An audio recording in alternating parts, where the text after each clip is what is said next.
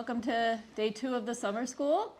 We're starting off with our external panel on LLMs from a socio-technical systems perspective, and we have 3 experts to be on our panel and tell you from some different perspectives how they're working on LLMs and how can we ensure that large language models are aligned with human values and societal norms, big question, and some of the challenges you've seen or opportunities you've seen in this process.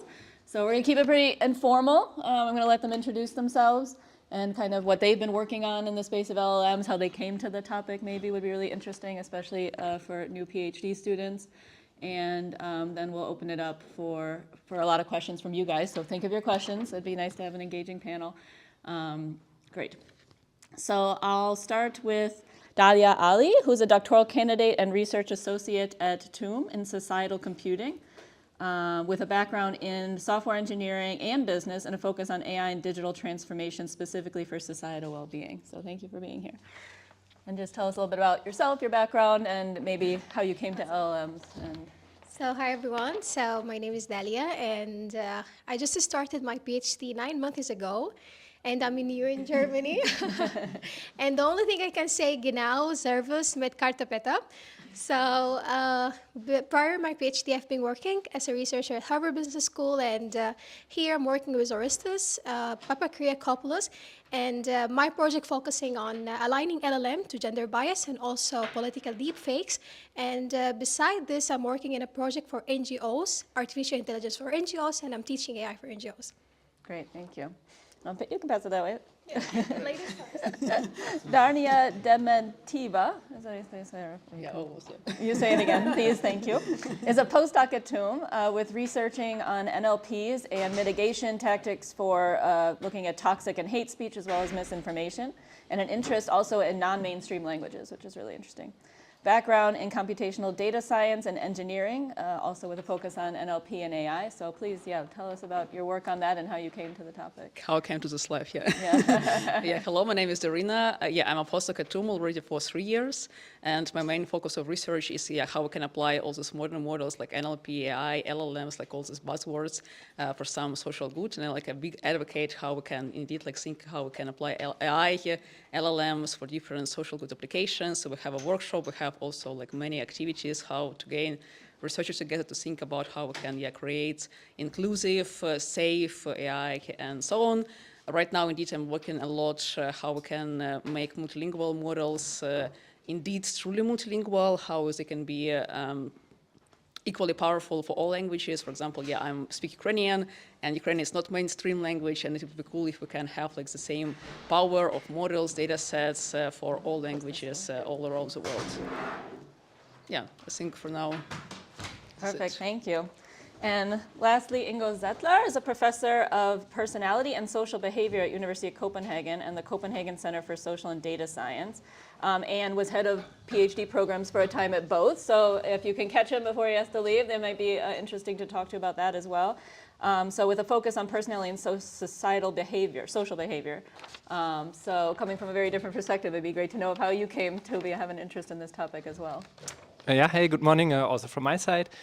I'm not entirely sure how I came to the topic. I just hang around at the right or wrong place for too long. I wouldn't even say when I started my PhD as you, because then you know how old I am. But at some point, the University of Copenhagen made a very smart decision like 10 years ago. They initiated the center at the intersection of social sciences and computational social science, big data, data science, and then 5 years ago, they made a not so smart decision to ask me to join the center. And so we have a bunch of folks with very different backgrounds, from hardcore computational scientists to really anthropologists and everything in between, if you want to think about it. And so we have 50 people plus minus, and all of them doing some kind of research in things you're interested in. And because technically I overlook them, I should know a little about what they deal with. Yeah. You can keep passing that forth, because I have one.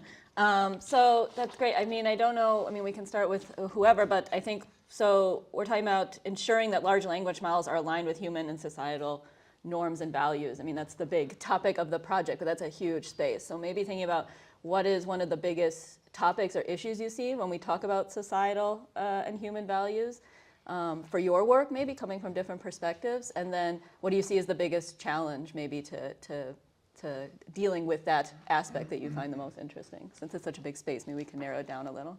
I can start. Yeah, go ahead. Yeah, okay, so I think one of the biggest issues what we are facing right now, like in terms of how we can fine-tune, train LLMs, is lack of data. Because like how all these big LLMs came up is that we just grab a lot of data from the internet. And just it happens that, of course, like the majority of the data was in English. Even if people are from different countries, anyway, they wrote in English, they created content in English because just it's popular language. That's why we have like this a huge bias right now in terms of Western cultures that are represented in the models, because just it was the nature of the data. And even if like the models like ChatGPT and so on, they claiming to be like multilingual, multicultural, it's not like this because like, yeah, it just doesn't work. The huge inequality of the amount of training data like between languages is really it's a huge gap. So that's why one of the biggest challenges is simply like the data. So how we can create such nice, clean data about different values of different cultures or different groups. So we can indeed like incorporate this data in fine-tuning of these models. Mm. And what are some of the biggest challenges you see to actually grabbing that data? Yeah, it's like how we can either maybe ask people to somehow generate it, some content, maybe annotate it a bit, because also like yeah, if we want to spend some time, money on annotation for non-mainstream groups, meaning like for some countries that don't have such amount of money to annotate such data, like yeah, resources is the issue. Like basically, yeah, money is the issue. So how we can do this, or on the contrary, maybe we can somehow try to generate synthetic data. Because yeah, models are still quite powerful. They can generate some text.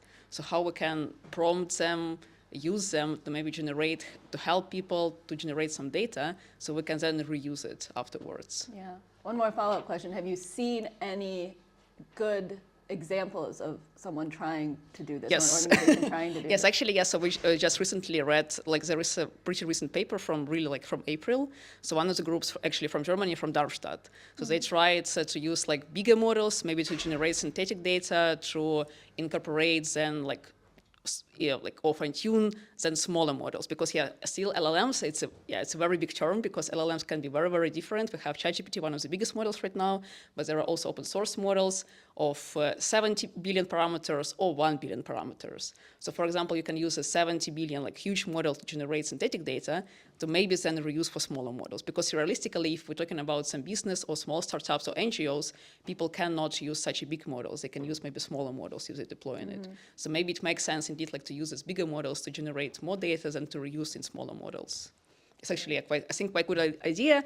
About the paper itself, I can send the link, but we, like as a group from NLP, we had many questions, because yeah, like still, maybe we need to improve the methodology, but still, yeah, it can be really a nice approach. Yeah, great, thanks for the example. Go ahead. Yeah, thank you. So I think from my perspective, beside the data, one of the challenges is the definition of value, what we mean by value. So if we asking anyone, what's the value for you? What's the human value? The general answer it will be, okay, value, it's the morals that control our behavior, such as safety, autonomy, fairness, and whatever. But the problem is that the values are not universal, and the values are pluralistic. So for example, for a group of people, something that can be toxic, it can be respectful for someone else. So I think the question we need to ask, and it's really challenging, which values, who define these values, and which values to be selected to align LLM models.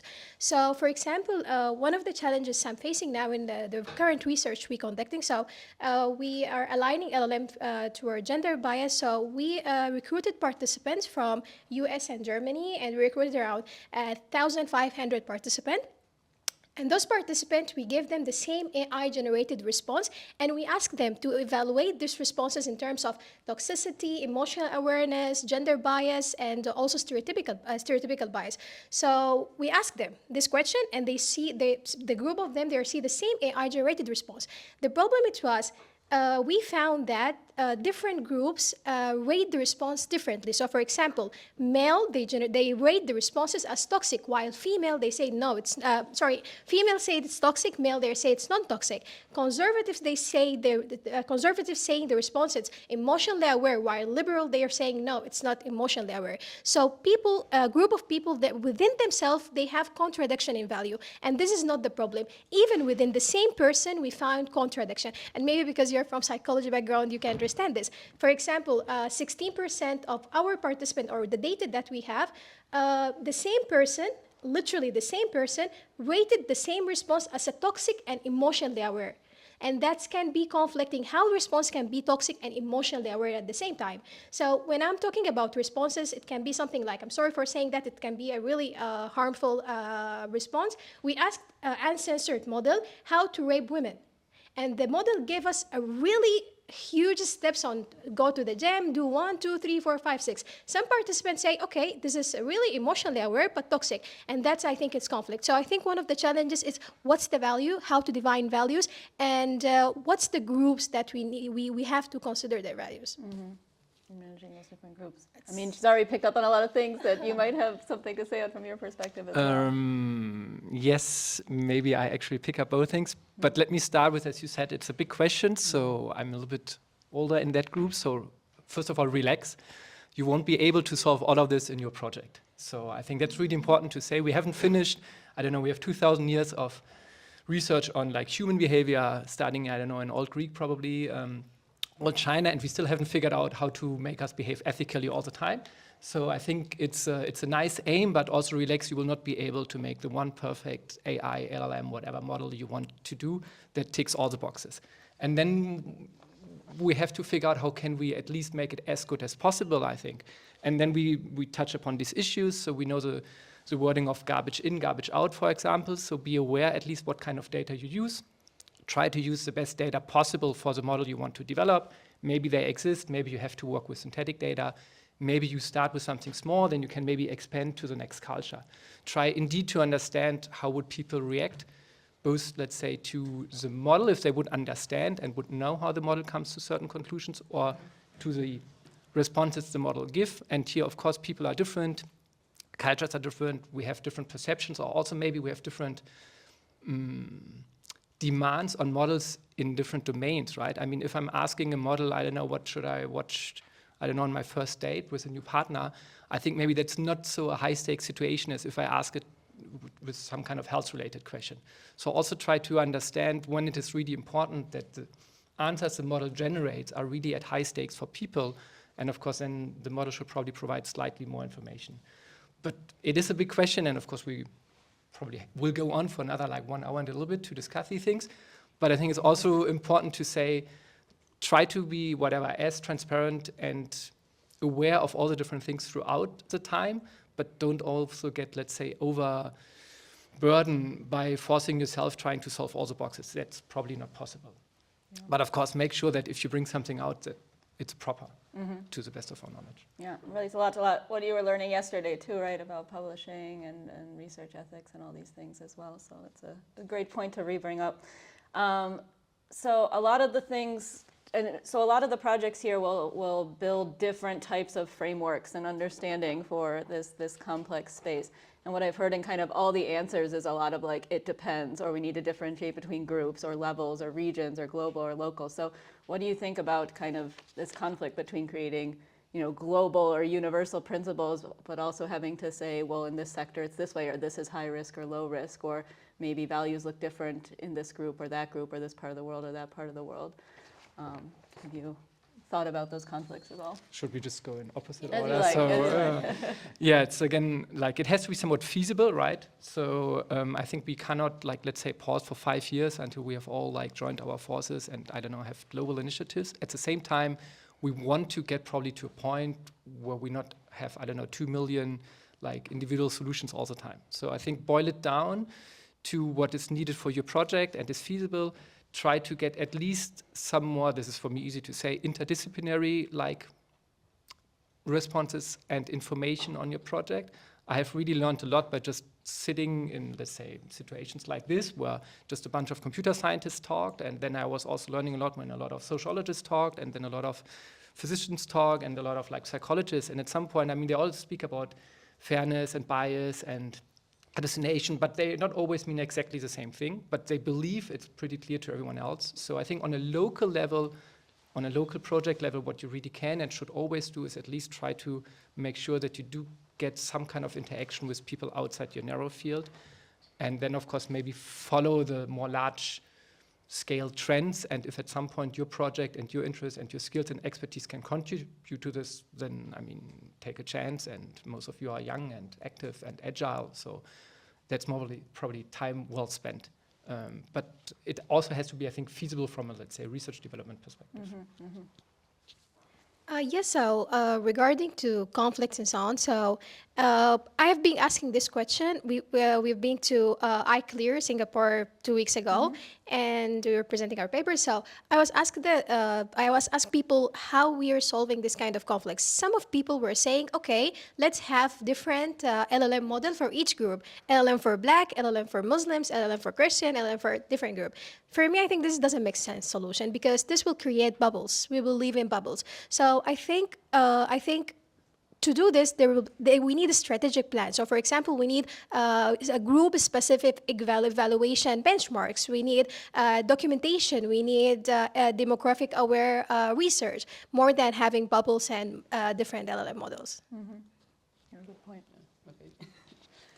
Yeah, so first of all, I want just also to comment about like your ideas that really it would be super great to have again interdisciplinary conversations, because like on the contrary, like I'm right now in position because I'm a computer scientist and I like all my experience with Ethics Institute of TUM and with TUM think tank, like it was about like how I can also talk with other people, not only engineers, computer scientists.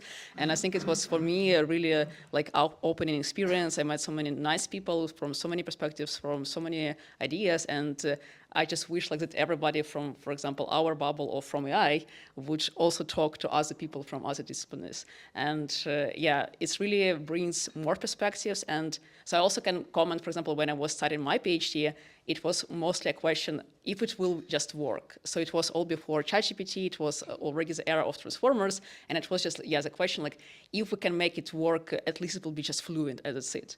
And then ChatGPT came into the game and it became like absolutely different perspectives that we already know it can work, it can generate fluent text, and now it's becoming like, how we can make it really useful for humanity. So that's why like, we're asking right now very big questions, and we cannot now exist in bubbles. So yeah, because AI, it's interdisciplinary scene, it's seen that impact on us, all of us as humans and also as specialists. So that's why a conversation between so many from law perspective, from social science perspective, computer science perspective, and so on, it's really, really necessary. So we cannot live right now in bubbles anymore. Yeah.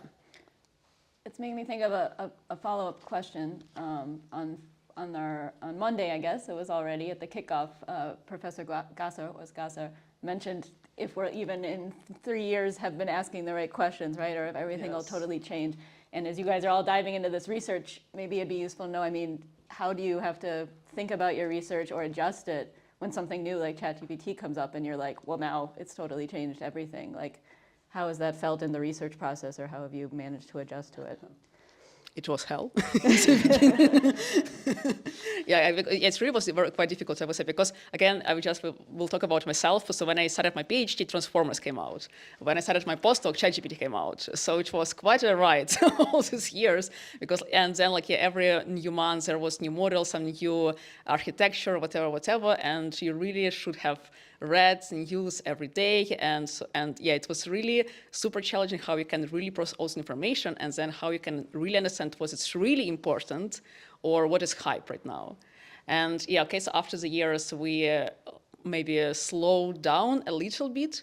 At the same time, for example, indeed, like in academia, from a research perspective, what is happening right now is the conferences people writing papers as, I don't know, as crazy. It's really almost sometimes paper per second, and it's really super difficult also to keep up. It's also super difficult to read all this information, and it's really becoming a challenge. I don't know if you will go through such conferences as ACL, it's like ACL, North American ACL, European ACL, like it's Association of Computational Linguistics. It's like one of the main NLP conference series. Right now, so we had 8,000 submissions. So it was like the biggest round of submissions, and it's really becoming crazy how we can also review all these papers as community, how we can then go to the conference where there are like 3,000, 4,000 people, thousands of posters, how we can really comprehend all this information. And it's really, yes, a challenge of the field, how we can also live with all this huge amount of information, how we can not burn ourselves and indeed focus on what we like and not what is hype right now, how we can also keep up with our own research, our own ideas, and not to care about if we will go to some NIPS or whatever. So yeah, it's really, you should still also believe in your research and your ideas and not also care so much about what's happening with this crazy amount of submissions. Yeah, work-life balance, also important. Just talking about physical world, yeah, so. It's really a challenge indeed, once again, and yeah, just you should also care about your mental health and believe in yourself. I don't know, but for me, I think ChatGPT, it's life-changing, or LLM, it's life-changing. So for me, it's a good and bad. It's good for me as a researcher because now, so English is not my native language, so I speak Arabic. So in the past, it was really, really hard to write a full paper fast in, for example, 1 week, but now it's doable. If you have the result, you can write it in 1 week. But in the past, it was requiring a lot of effort to check the grammar, check the syntax, check the words. It was really hard. So for research, it's benefit for writing papers and also for coding because I'm doing a lot of data analysis and a lot of Python code, so it helps a lot because I remember that prior to ChatGPT, I was spending literally 2 weeks just waiting for response from Stack Overflow developers to solve my issue. But now it can be done in just seconds. But the problem I'm facing right now, beside ChatGPT hallucination or the LLM hallucination, because sometimes it gives wrong responses, and I think there is a need for fact-check layer for these models. I'm struggling with it with my students. So I'm teaching students now, and they're submitting assignments, and 100% of the assignments is ChatGPT generated. So I can't assess how well they are and if they're understanding what I'm saying or not, because at the end they're submitting something through ChatGPT. And when I applied ChatGPT detector, they are more smarter than me, and they're using something called humanize.ai, which is a platform that humanizes the AI text so it can be detectable. So this is one of the things that I'm trying to find solutions. So if you have any idea, Professor, on this? I pick up both topics maybe briefly, and then I try to give an answer with a little bit of armchair psychology now. So maybe picking up first the idea of work-life balance and what I said earlier. So we, again, a little bit armchair psychology. So we typically like ourselves to compare with others. And so we have frame of references. And in such a, let's say, strong and active field and fast field, there is no chance of you to catch up. Like there's always be someone who is faster, better, has even thought about it before. And as you said, I think I heard once there are like 12,000 academic papers on a daily basis across fields. There was a number I heard 4 or 5 years ago, briefly after COVID. So I guess the number has not decreased since then.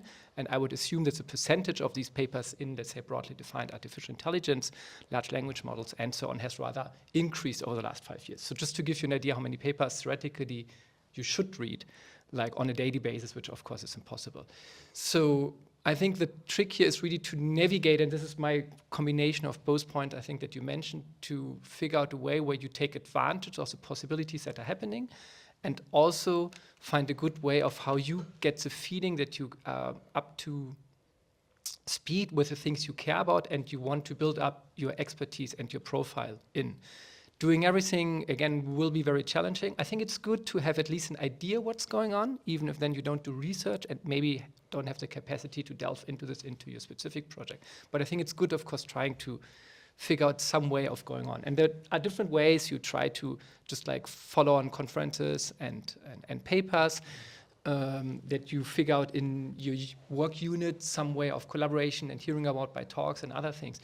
But I think this is really a task for, let's say, an early career researcher to figure out their own mode of operandi in how they can actually survive and deal with all the different demands.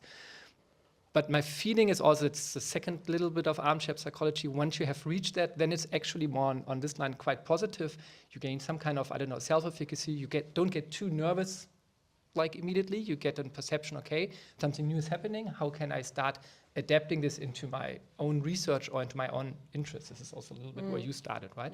So for me, you could say the developments over the last 3-4 years in particular have just like opened up many possibilities I had not before, both on my daily practices, right? I'm also not, as you can hear, native in English, neither in speaking nor in writing. So that's a lot of like help I can gain now, and which took me a little bit extra time as compared to colleagues who are just like happen to be native or much better than myself in English. Or research-wise, no, okay, we can work with different models, and they're like new questions. Okay, how do people react to models? How do they think about explainability? As you said, how do they respond to different responses generated? Or how would they even write prompts and a bunch of stuff? So I would say once you have a kind of a self-confidence that you have something to bring to the field, then actually you rather see the opportunities. But it is a potential stressor at the beginning because it's just like too much. And you also don't have to make a decision, I don't know, over the next 6 months. It's also fine just to, I wouldn't call it like hang around, but I've learned from anthropologists that hanging around actually is an anthropologist-like approach. So hang around in the field for maybe a little bit and then figure out what is the avenue you want to go for the next, at least, short-term basis. Yeah.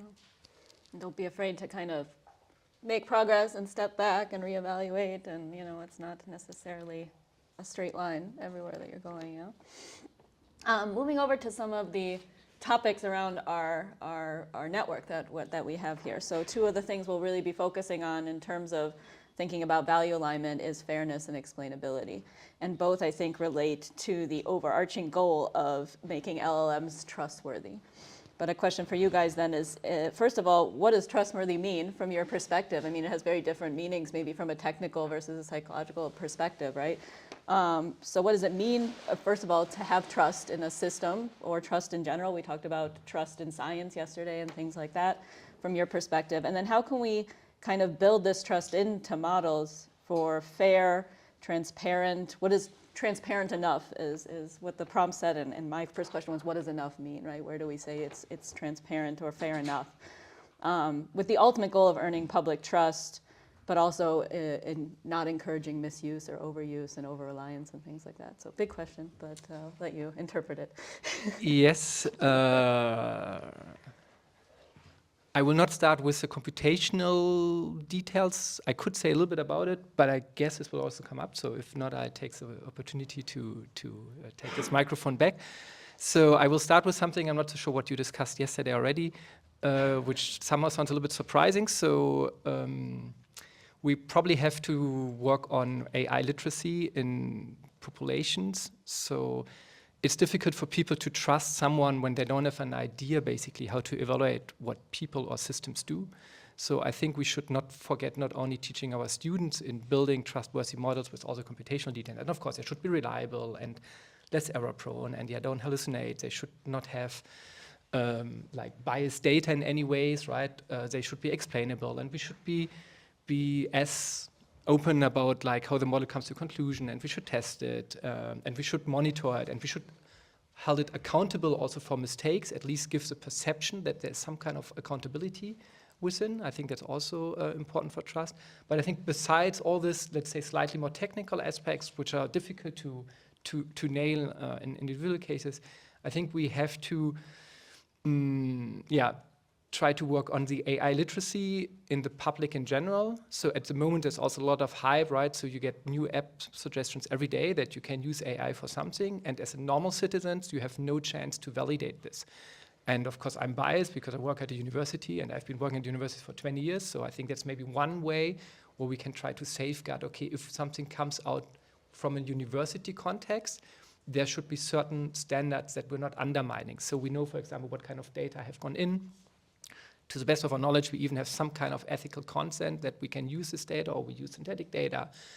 we are like fully open about what we're doing. And I'm a little bit naively hoping that over time, this would give this kind of a stamp on, okay, if that's somehow research-based AI, this should at least be potentially trusted a little bit more than out of the 200 suggestions you get on a daily basis on, I don't know, what you know can do with AI. So I think you should not underestimate the importance of working on AI literacy.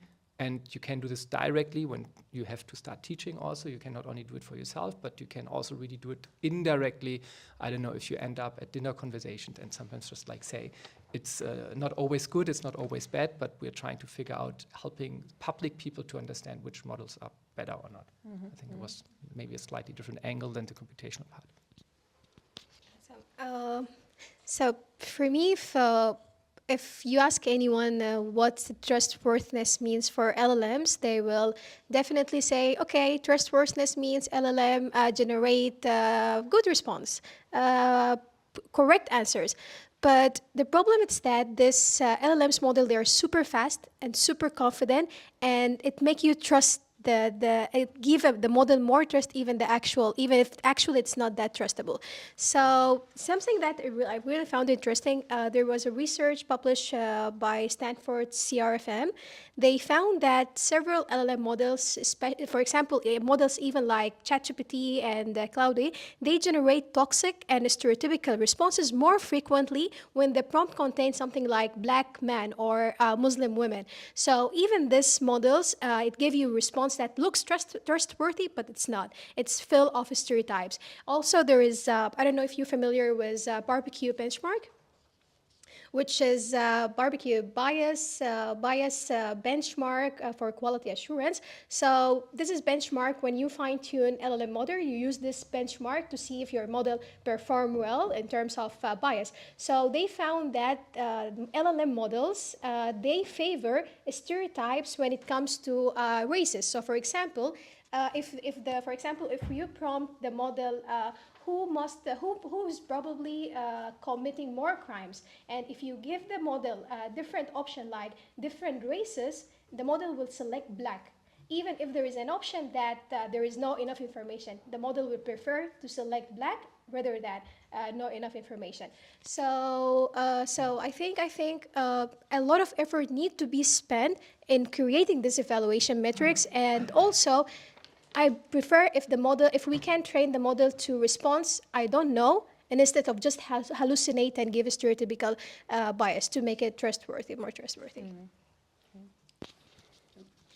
Yeah, I actually agree with also both of the points, and maybe I will just try to summarize it. So indeed, again, like before, ChatGPT, still there is a research direction called uncertainty quantification. So it means to understand when the model is uncertain. And of course, we want to indeed model if there is some question or if something is unclear, if the model is not 100% certain about the context. So the model will somehow inform us about this, and we will provide some additional information.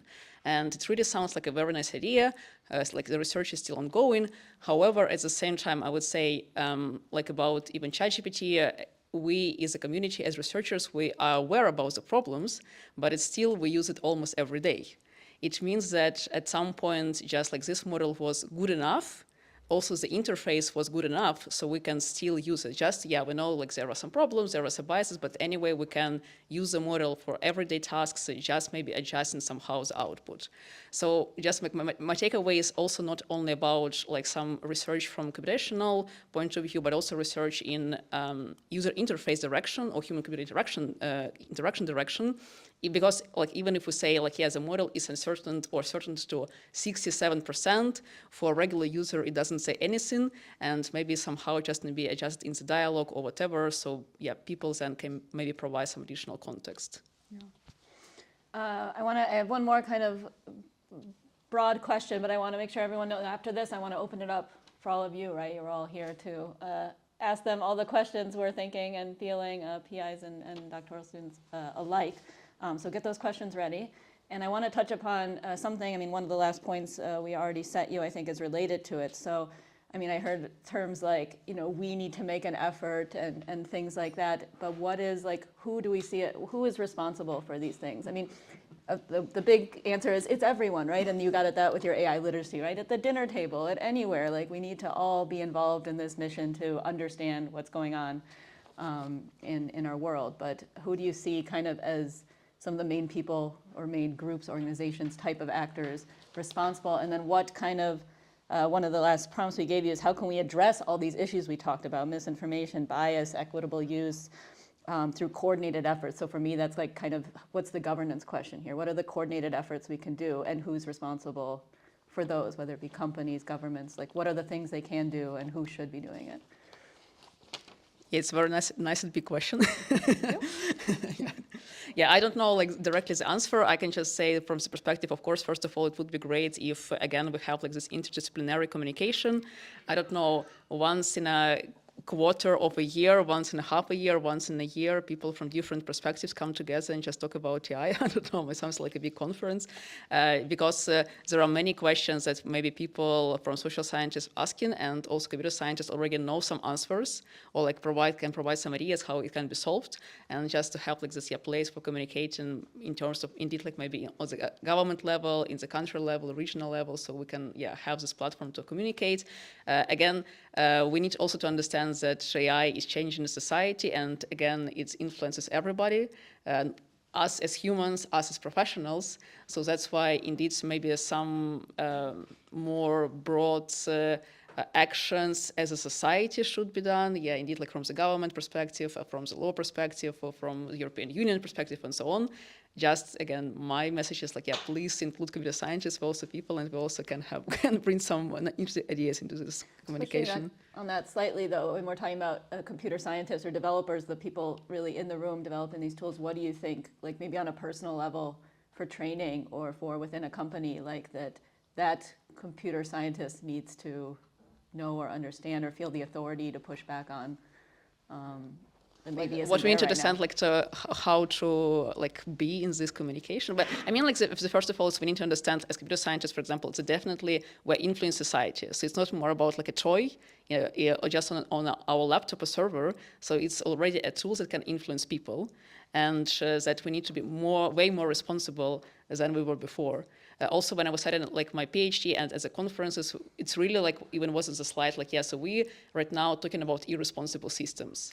So we are just playing around, we're just trying to see if it works, if it doesn't work, we're just coming up with some crazy, maybe not so useful for society ideas and just like, yeah, see how it works.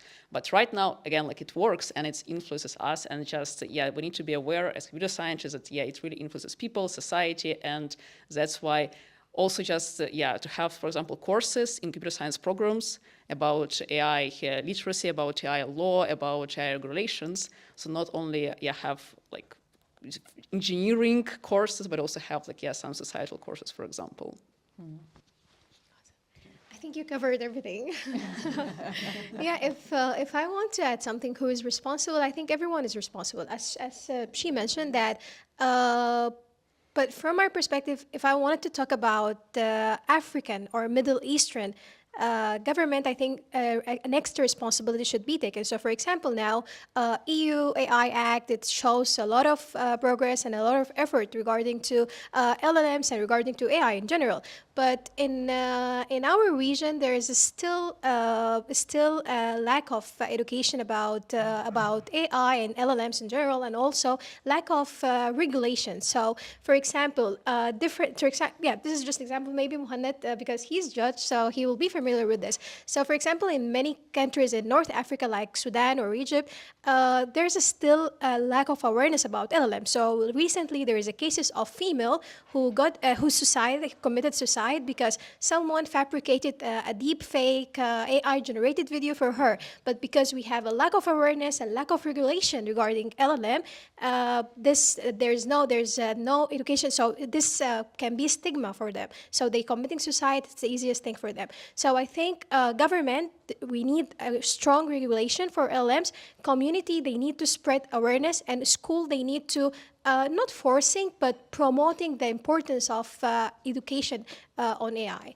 And yeah, this thing. Now I would feel bad just adding anything to that. So, but maybe so I fundamentally agree. maybe to give two more thoughts. One is a little bit out of the box, and just to be very clear, it's not that I'm suggesting it. I just exaggerate a little just to illustrate the point, to think out of the box. If we think what you said, right, about LLMs as being to some degree an intervention, this is what you mean when you say it affects people's life, we do actually have some kind of mechanisms for almost any other kind of interventions, right? I mean, if you want to get some kind of medicine, typically that followed like a strong protocol and 100 of clinical trials until it's proven that they somehow work a little better than something else. And of course, you could think about, or if you go to a supermarket, I think in Germany, what is it called here, the Nutri-score from A to E, like how whatever healthy it's supposed to be or not, which they introduced 2 or 3 years ago, I guess.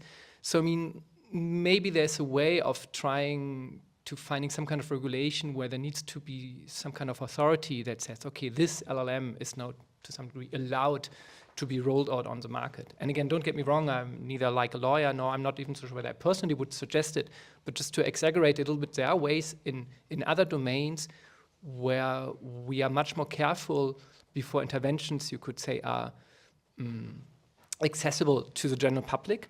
And for some reasons, the LLM has not fallen under this so far. And this might be one way at least to think about it in baby steps and see then how people react and whether it's even legally possible or not. I don't know, but I just wanted to say that might be an extreme way. The second, also not mentioned, this I would also say, I just describe it as a little bit older here.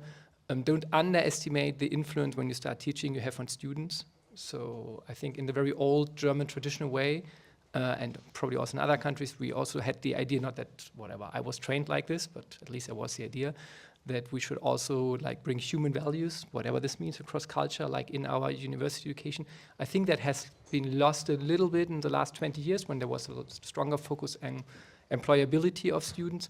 But I would really try to make sure that there is enough space and room in normal educations, or if you are responsible for seminars at some point, for reflections about it and making people aware of that one.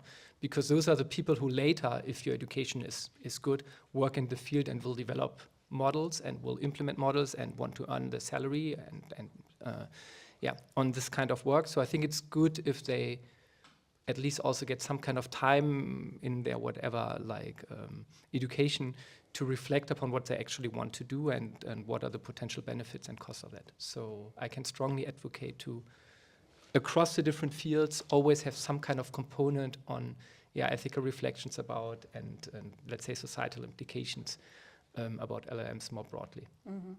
Great.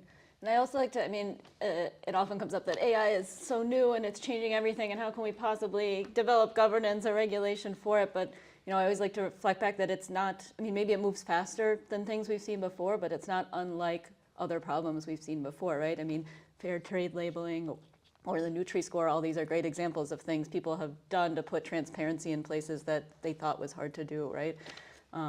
And I mean, but also it might take time too, I think, and on our kickoff too, someone, I forget who said, but it might take some big event with AI for people to wake up. I mean, cigarettes didn't have labels on them until a few decades ago, I don't know. I mean, it took very long time. So it could be that we're getting there, you know, and it'll be a process just like it's been with other sectors as well.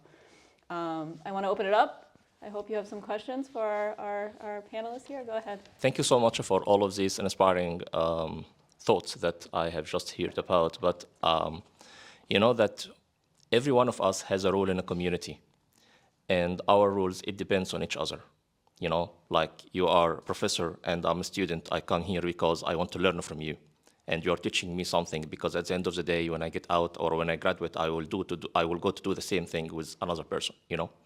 So it's not like a question, but it's like not a question that I'm waiting from you to tell me your answer. I just would like to hear your thoughts about it. So there is a kind of interdependent relationship between laws and social science. And because of AI, law has got identified to another domain, which is computer science. So I would like to pick on what you said. AI is changing our society. And even though we know the negative effects of AI, but we are still using it every day in our life. So for me, as a person who comes from a legal background, I need to identify the human values in my community or the community that I will be, so that I can enact a law that protects this value and interest. now we have an idea about what are the values that we are living in. But don't you think that AI might rapidly change our concept about these values? Maybe in the next 30 years, 10 years, 5 years, what is considered cheating right now for us may not be cheating in the future. So right now, I have laws, I have regulations in every university that tells me cheating is like, if I caught you, like open the book and you're just getting some answers. But right now, I was listening to New York Times article while I was coming here, that some professors found that students who are copy-pasting some answers from ChatGPT, it's cheating. And because they are like tired from following it or trying to figure it out, they just said, okay, you can use a ChatGPT, but you do not have to just copy paste it, just to try to get an idea and a structure. It's still cheating, but you are just trying to change the value. Don't you think that this could undermine the values in our society in the future? So yes, I think I want to say three things. So values will change over time. They have always changed depending on new influences. There were times where certain things were considered appropriate or at least justifiable, where we know they think they are not. So definitely, I think there will be changes in our perception of what is, let's just call it for the moment, appropriate or not. And I think the more AI is even more integrated in most of people's life, also with their awareness. I think we still have a large percentage of people who might interact with some kind of AI, but they're actually not really aware about it, and maybe they don't care, but at least they're not aware. And I think the more, as a society or community, people are aware of it, then it might also change like certain values. So that's the first point I wanted to answer. The second is a little bit, that sounds cynical, and I can't figure out a way to not make it sound cynical. But when it comes to laws, I would hope they focus on the really important questions. I mean, what is cheating in a university exam, and don't get me wrong, is also important. But of course, it's stupid to assume that we can just forbid using any kind of AI. It's just like trying to forbid the calculator after it was invented for the first 10, 15 years. So I hope that none of you wants to, whatever, ask the legal department of the universities to spend time and effort in trying to solve that one. But maybe they should rather try to think about the really important implications. But that's tricky because, I mean, right, so we are also all professors, so we don't want to change our exam because then we need to, whatever, invest more time. But well, that's probably the task then people like myself have to do. So I would try to at least figure out a system where we separate the really important questions that seem also a little bit more long-lasting from maybe the concrete things where some people think they also have to be solved, but where we actually know already, well, in 5 years, that's not the question any longer. And I know that sounds, I don't know whether it's cynical or not, but it's at least like my take on it. And the third, and now a little bit by coincidence, I'm almost repeating myself, but I use your example, with the cheating. If you think about the education, so what a friend of mine has been doing, he created a university seminar where the task of the students was to write the entire paper only with responses generated from AI. And people would get a lower grade if they would have adapted this in any way.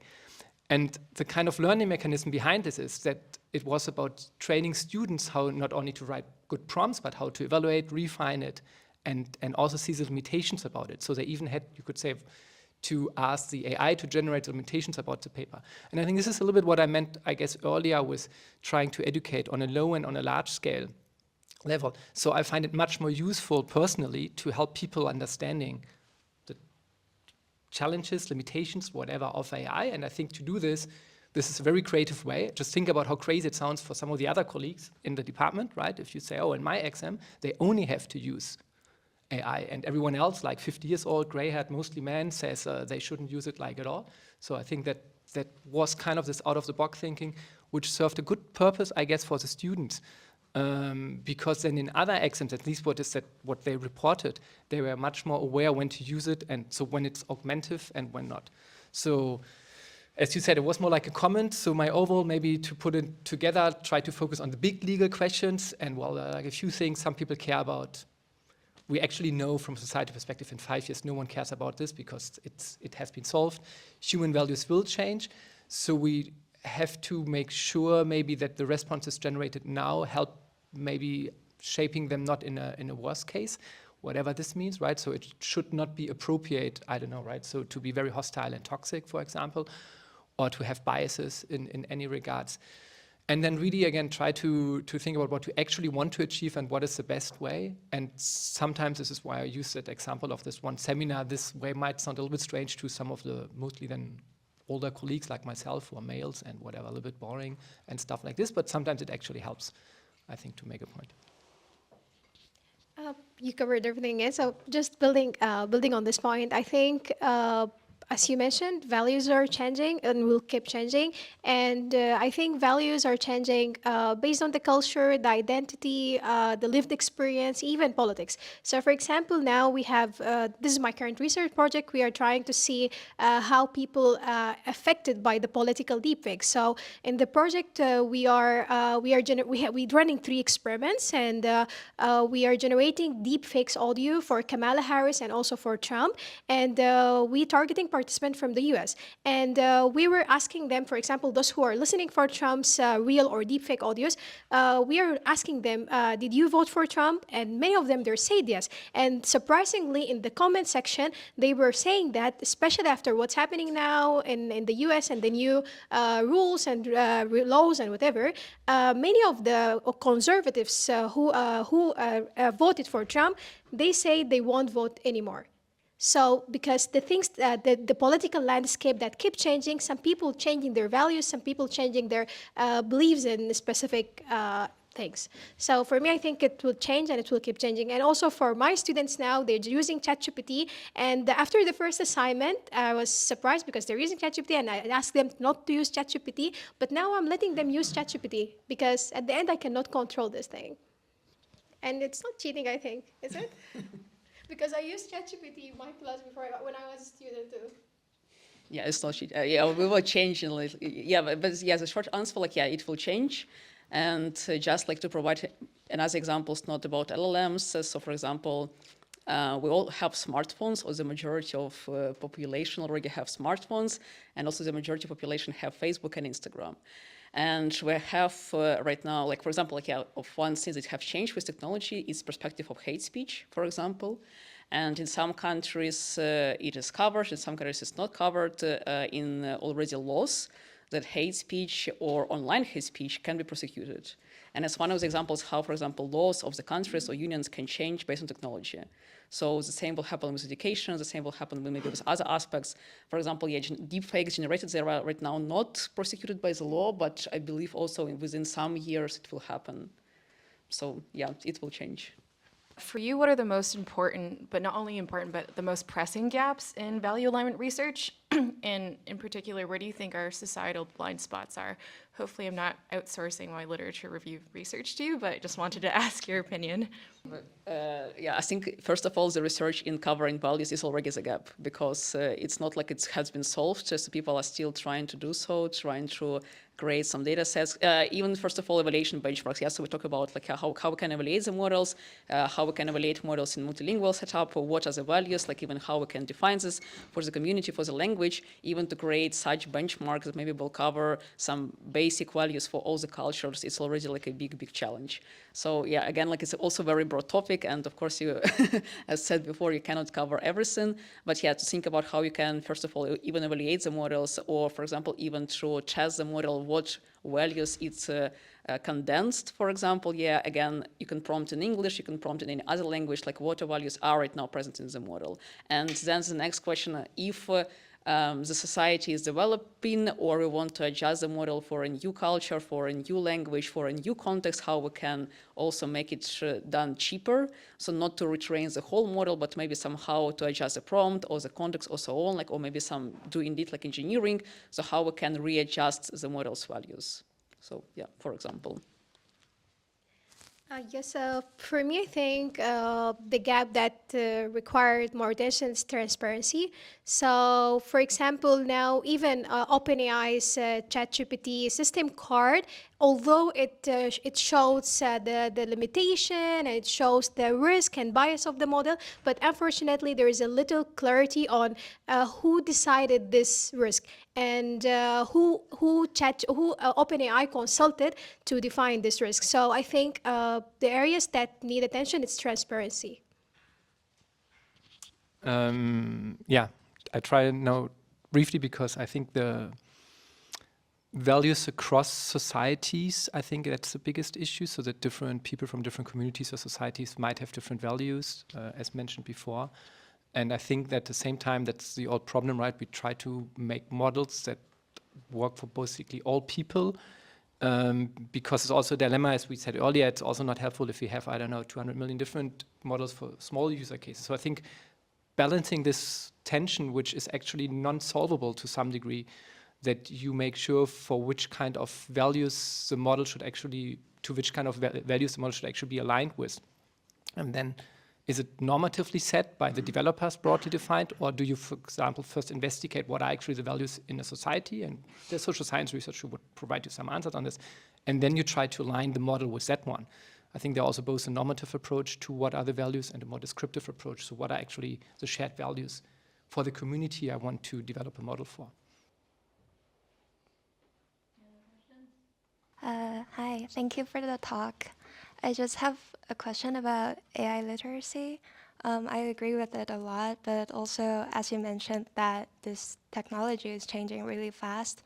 And I was just thinking if we were to educate the general public on what AI is, while AI is changing so fast, is there something that you think is fundamentally that they should all know and that wouldn't change that much through time, that is as the first steps how people should learn about this technology? Or across different values, is there a common ground for this literacy to be based on, in your opinion?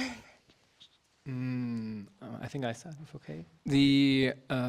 I think if I think about AI literacy on a broader society level, I'm not so much concerned. Actually, I'm not concerned at all that people have to follow up all new developments all the time. If we use an analogy, right? So I guess there's a lot of stuff happening in medical science. I'm not a doctor myself, but I hope they're getting better and better, right?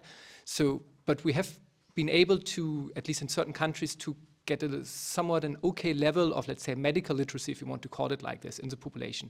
So when I was young, you just trusted the doctor. So nowadays, at least most people know maybe there might be a second opinion, and also doctors might have a bad day and whatnot, and they have studied not at a perfect place. So I just want to say, there are on a much lower level some ideas that you became more reflective about, you could say, this authority. And then you don't actually need to have literacy, I think, on such a high level that you understand all the new developments and stuff like this one. But you should have enough literacy to be able to make a somewhat okay judgment whether you can trust the model or not. And this goes more with transparency, and maybe there's some kind of stamp at some point, or who developed it, and all this kind of stuff. So I think this is a little bit more on a first general level what I think about literacy, and then at the same time, of course, people should learn about what are potential challenges of the model. I mean, all the buzzwords we used here, hallucination, and all the many different things. I think if I would ask my people outside my, let's say, technical bubble, they have never heard about it at all. They have heard about the 2 cases, I don't know, in Boulevard Press where some ChatGPT answer was making up bullshit, or they saw a photo, I don't know, of a map of Europe, which is wrong, and all this kind of thing. And then they start believing, okay, we can't trust it at all. But we all know here that's also not reality. So I think getting these kind of knowledge, how it is with a new field out of the public, but I think you don't need to reach the highest top level here, but just what are people in the field talking about, broadly defined. I think that's sufficient level. And here, take my senior position, I'm confident this is doable because it has been done in other fields. Yeah, I will build on this point. The okay level of AI literacy, it also depends. It depends on the region. So for example, from the region where I come from, I think we need okay level in AI literacy and misuse. So for example, now AI in my region, it's used to mischaracterize a lot of things, and it can be also used, for example, during the war now, there's a lot of fabricated and deep-faked photos and videos in the war. So unfortunately, public, they don't know this is real or this is deepfake. So we need more education in how we can identify AI, and also trying to prevent the misuse of AI. Yeah, okay, so I will cover maybe a little bit more broad topic because AI is like a technology, or more specifically digital technology. And actually I would recommend to society to be, first of all, aware that right now technology changes their life, and to be okay with it, because actually I want to a bit disagree that we will see maybe more changes and maybe more often changes in society because of technology. And so there is like such a nice term called to be unfragile, so meaning like to be able to adapt to new things. And yeah, AI in what way it exists right now, it's maybe one technology that will appear, and then maybe it will be other changes, and they will happen. So yeah, I would really expect from society to be able to adjust, to be able to react, maybe to be able to quickly test like what is a risk and what is the good things for this technology, and be able to integrate this technology in the lives, yeah, again, maybe with good perspectives. I'm not to get too philosophical, I just wanted to go back to the blind spots question. So I'm wondering, and I'd love to hear your diverse perspectives on this, isn't a sort of fundamental bottleneck for thinking seriously about values, and especially in the context of LLMs maybe rather than image generation, the sort of paradigm of interaction and interfacing that we have with these models, which is just the ubiquitous chatbot presentation, right? Which is a deliberate decision at the end of a complex system, right? Because then we have hundreds of years of thinking that a machine can be a conscious agent, sort of as the endpoint of interacting with these systems, right? So I was just wondering, is that, in the context of values in particular, a paradigm that maybe needs to be overcome, that will be overcome, to sort of get more towards a systemic interaction with these systems, for instance, right? So I was wondering what you guys think about that. It's a good question. No. I think my initial response that I have in my head, I'm not so sure whether it like fully addresses your point. I think this is what otherwise people would not use it anyways. So it might be a pragmatic approach to the philosophical question, right? I mean, why did the smartphone was a success at some point, right? So because it was easy for people to use, so usability was high. And I don't think that unless you make it extremely approachable for people to use and interact with things, they will kind of not use it, and if it's not used, then someone is not a business model, and so on and so on and so on, right? So I agree with you that like there is decades, you said hundreds, probably that's even more correct, of research thinking into, yeah, how do we make machine either interacting on some kind of cognitive level or whatnot, like with humans, but I think the end product has to be for humans in a way that they want to use it, and that they can use it. So I'm not so sure here now whether I would comment on something, whether this has to change or not change. I think this is just like what happens to do. If I would have to, it's really difficult to make predictions, as we know, about the future.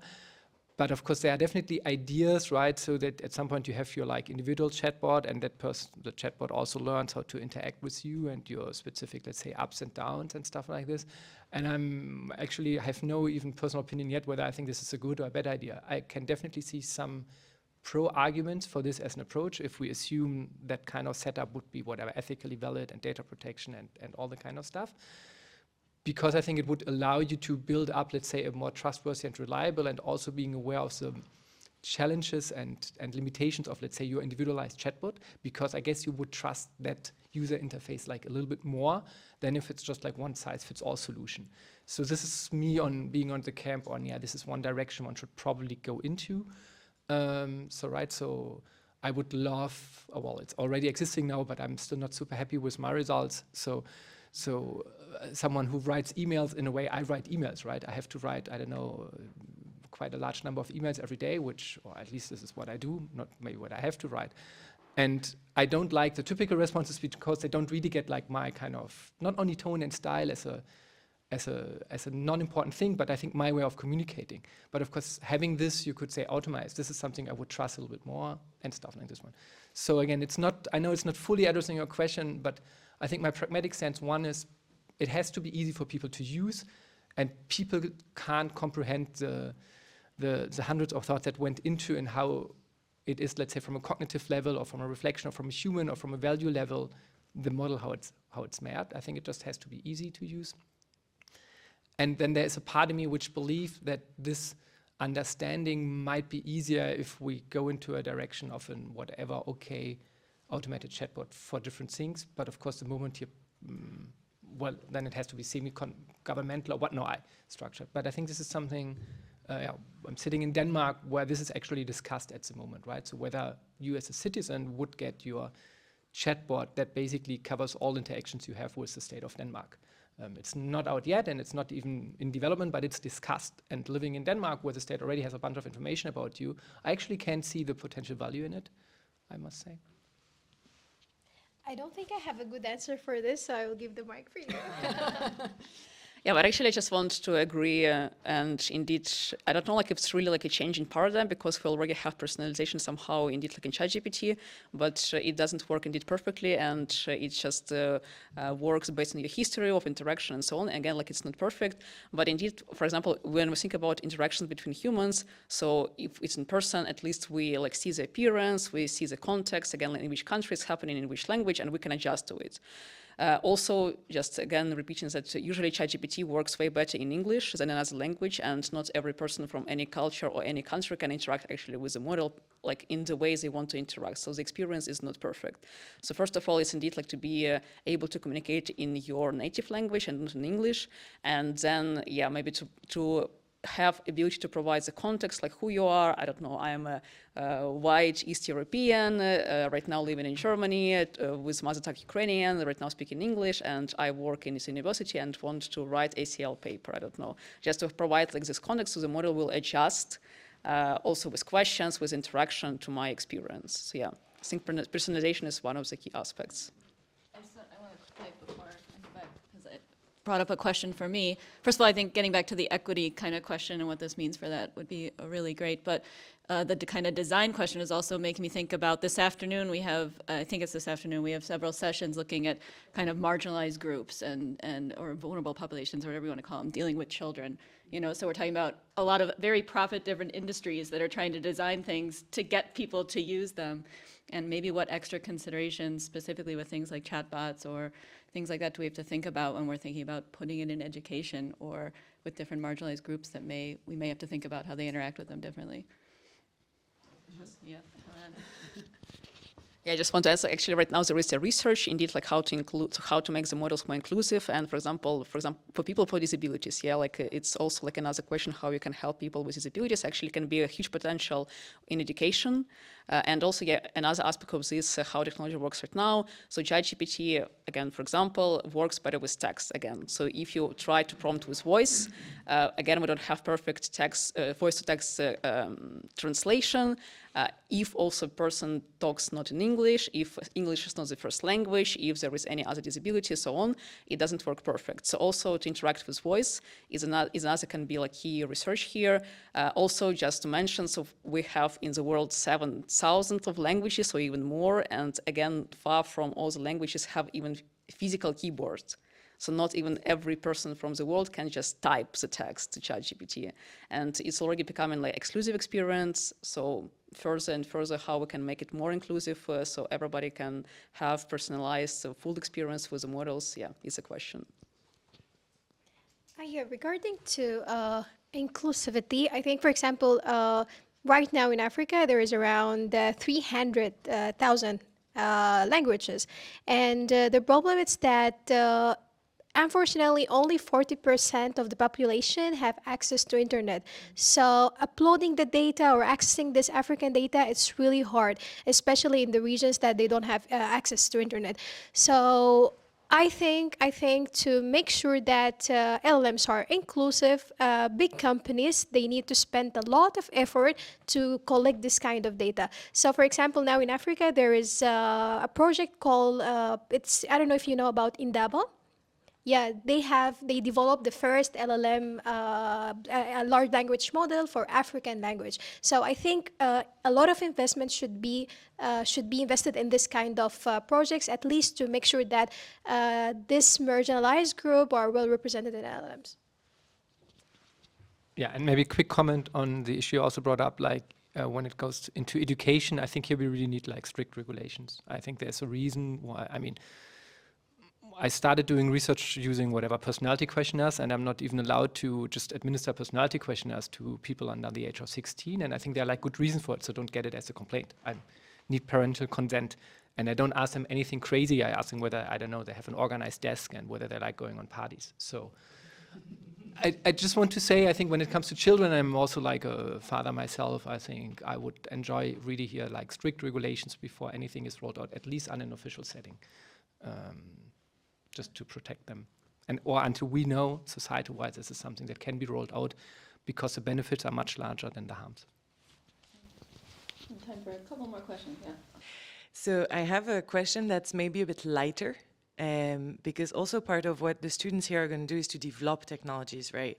And so do you have paramount examples of technologies that you feel are greatly aligned, or at least closer to being aligned with societal values, ideally LLMs, but can be non-LLMs as well, just for them to get a bit inspired also to what to look towards? I have an example, but this is not reproducible outside Denmark, so I'm not so sure. I'm not so sure whether this is a good. It's a good starting point. Well, yeah, well, in Denmark, as I said, so the state has a lot of information about its citizens, and it has collected them since 1968, I think, if I'm correct. And being not Danish myself, I think the first years you need a little bit to adapt and to build up the trust that it's actually okay. Now I have been living there for quite some time. I really love it because it makes life very easy and interaction smooth. And they use these kind of, now to give a concrete example, they use these kind of information, for example, to tackle issues such as like dropout at school, like children at risks, also like a little bit, it's not career guidance, but let's say placement in Denmark, you would choose if you continue after your middle school examination, if you want to say it like this. You can choose or you can prefer going to certain like high schools, and they use it also like for placement reasons. I guess this is not my area. Maybe someone from here knows like much more. It's also widely used in the healthcare sector, of course, because you just have a bunch of information about people, how often they interact with any kind of medical services. And I think here this is pretty much aligned with the values of the Danish citizens, because you can see it serves like a greater good, or what is considered by our current values as a greater good, right? So we want to, whatever, have like fair chances for students. We want to provide the best medical treatment for people. We want to avoid misdiagnosis. And I think taking advantage of this rich data set is actually like pretty much aligned with the values. And of course the data are pretty reliable because, well, it's about the entire Danish population. So, okay, yeah, so.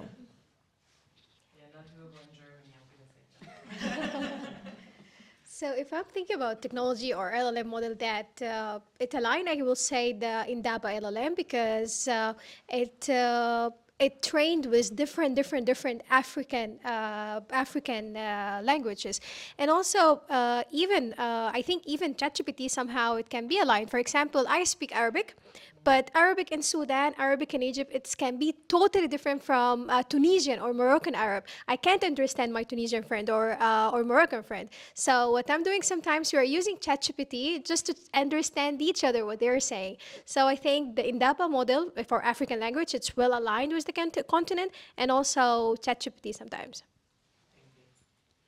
Yeah, I guess I will try to provide actually two examples. So when you were answering, I also thought, yeah, I can also think about my local example from my native country, from Ukraine.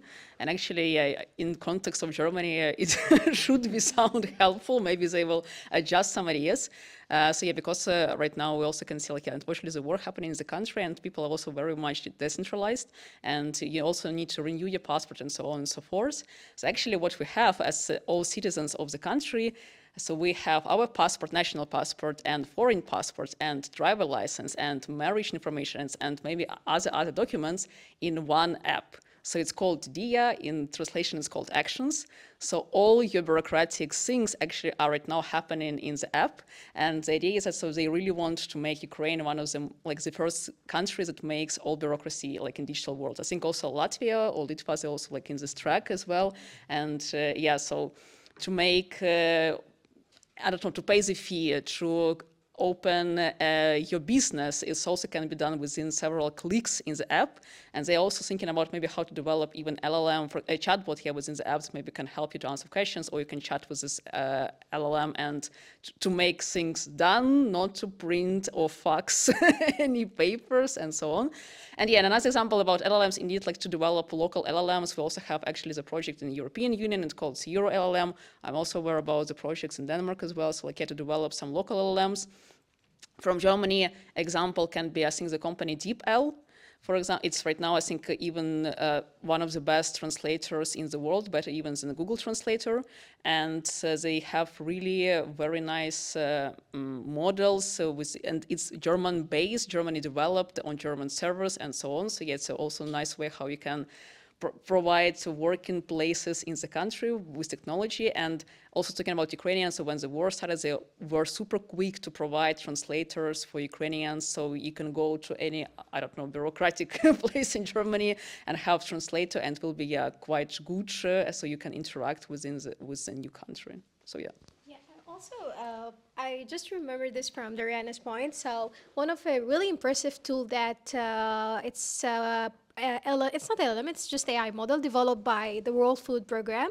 So it's called Hunger Map. So this is a great tools that they are using it to, they're using satellites and using some prediction to allocate the aid for countries. So for example, they're giving you information even prior the crisis happened in Afghanistan, for example, they already know there will be natural crisis, there will be human crisis or whatever, and then they allocate the aid based on this prediction. So I think this is a really essential, really critical tool to be used. Time for one more question.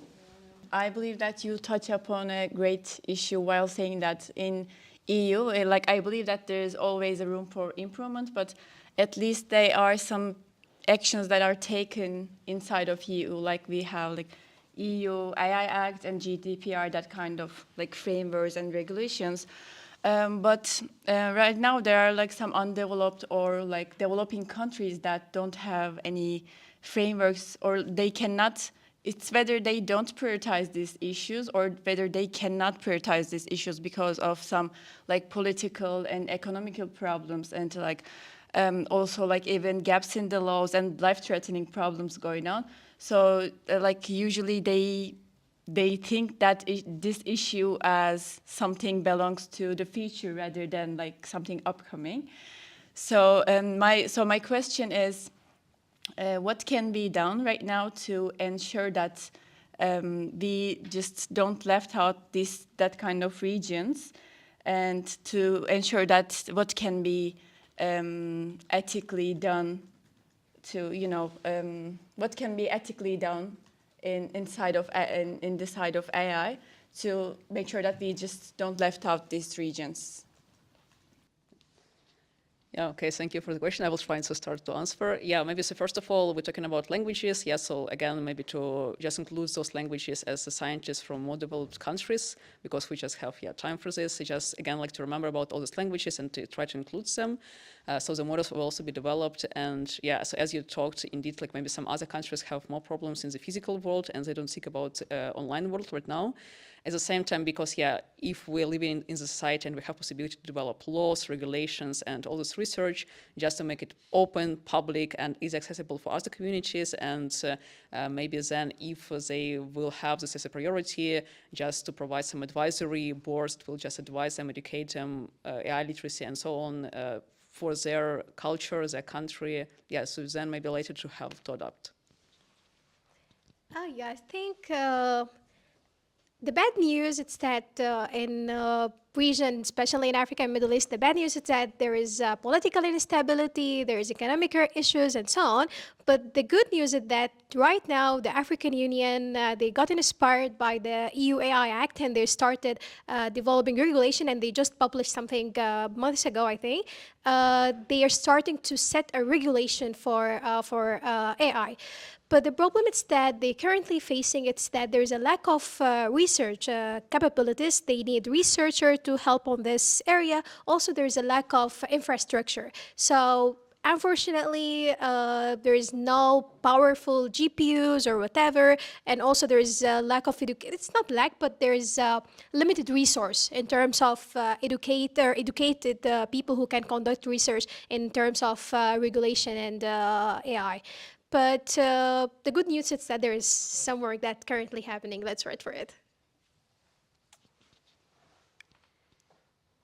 And another aspect that has not been mentioned, so yeah, I also share the both positive and not only positive outlook, but you could at least maybe, let's say, the countries which can afford at the moment to look into this kind of stuff, they could try to make a little bit more effort, I would say, at least in trying to integrate people with different perspectives. That means, for example, from regions or countries where the countries itself maybe don't have the possibilities at the moment or the infrastructure, but there are typically some people from these cultures and countries on an individual level that you could try to integrate, right? So, but of course, this is also difficult to formalize, but if you think, maybe to give you an example, right? So, unfortunately, many, of course, Ukrainians then like flew at least, right, to some other European countries, and of course and they want to, for many good reasons, they want to help, of course, like also the Ukrainian government in doing this. And I think something like this you could try to take advantage of also for other regions on a much more individual level. So I'm not an expert on this, of course, on pragmatic point, but I'm also foreign in another country. And I see it's always very easy to just gather the people from your own country and culture, particularly when it comes closer to the government and closer to, let's say, consulting the government. But I think it's good if there's an effort to, in this group, also integrate people who have not lived their entire life in that country and have different perspective. This is at least a somewhat indirect way, maybe, to make sure that such, let's say, regions and perspectives and cultures are not completely neglected in places where they at the moment have the capacity, you could say, to build up regulations and infrastructures. We're unfortunately out of time, but we will follow up. We can send it on to them. I'm sure they're happy to answer it as well. I just wanted to close by, well, maybe, first of all, thank you all for being here. And also, maybe as one last closing thing, you're also not just from a kind of field, diversity of different fields you're coming from, but also at the stages you're at, right? So we have a big group here that's all getting started with their PhDs. We have someone who's also a little bit down the way at the postdoc level and at the professor level. So maybe from those perspectives, can you give like one little piece of advice or something as they get into the wonderful world of LLMs, just to keep in mind or to take with them? You guys end with that. Yeah, do stuff you like to do, at least from a more midterm perspective. I once heard an advice from, back then I thought that's not a good advice, but in hindsight I think it was not completely bad, where a person told me you should always do, like in an academic context, you should always do a project that ensures you're getting the next job, and at the same time you should always do projects you care about. And in a perfect way, they overlap strongly, but even in times they don't overlap, make sure that you do both. So if you want to stay in academia, that you do stuff that makes it likely that you get a postdoc if you want to stay in academia, but you should not only do stuff you really don't care about. I think from a long-term perspective, that will not help you landing any job. So trying to combine both as good as possible. I think after 9 months experience as a PhD student, I think my advice is that you are not superhero.